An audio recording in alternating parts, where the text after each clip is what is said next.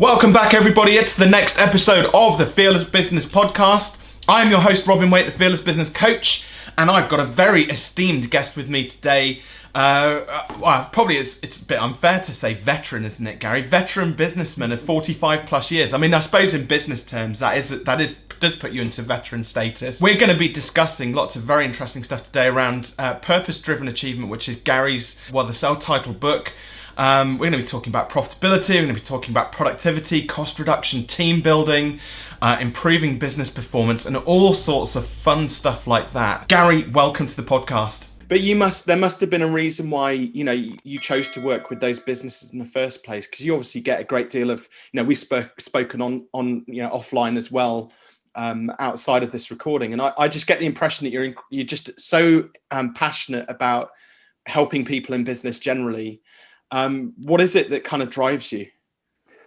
What really drives me, and I know this is going to sound trite, but it's really adding value to the lives of other people.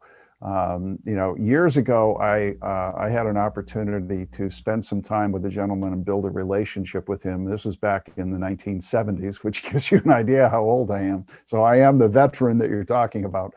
But he was making in 1975, 76, he was making about $100,000 a week. That was a lot of money. It's a lot of money today, but it was a huge amount of money back then. And I remember sitting with him and he was saying, in our country, if you're willing to work hard and keep your nose to the grindstone and learn the basics and do the right things, everyone can reach a point of financial independence. And he said, that doesn't mean that you're going to have enough money to be able to go out and buy the entire world, but you'll never have to worry about money again. But he said, here's what I want you to think about. When you get to that point where money is no longer a motivator, where money is no longer a necessity for you, what is it that gets you out of bed every day? And so my point is that as you live your life, you have to have a purpose that's bigger than money. And he said, if you really want to make more money faster, find that purpose, get outside of yourself, serve others, add value to their lives. Don't worry about the money, because if you're truly adding value, the money will be there.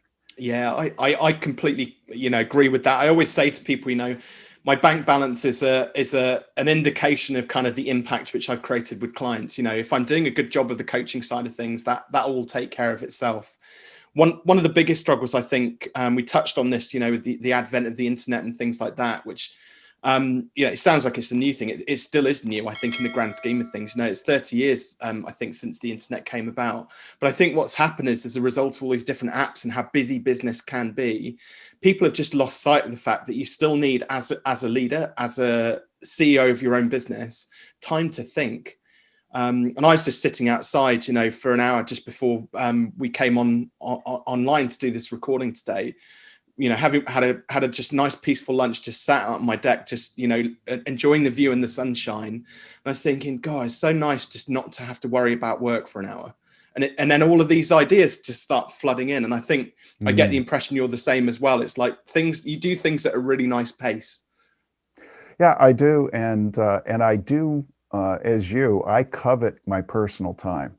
I'm a deeply religious person, so, I spend time reading the Bible, praying every day, but I also do a time of focused thinking every day where I take, a blank piece of paper and I sit down and I write out one problem that I'm trying to solve. And I spend an hour trying to come up with as many ideas as I can for how I can address that. And, and as a result of that, many of the ideas that I write down are not any good, but what happens is I transplant that problem from my finite mind into my subconscious mind. And then as I go about my business day after day, all of a sudden good ideas will start to flood in and I can write them down and take action on them. But I think that we have to be intentional. I think we have to take that time to slow down and smell the roses and really take the time to enjoy life, because so many times, like you said, people get tied up in the busyness of life. And I think that's what destroys creativity and also what it destroys the enjoyment of life.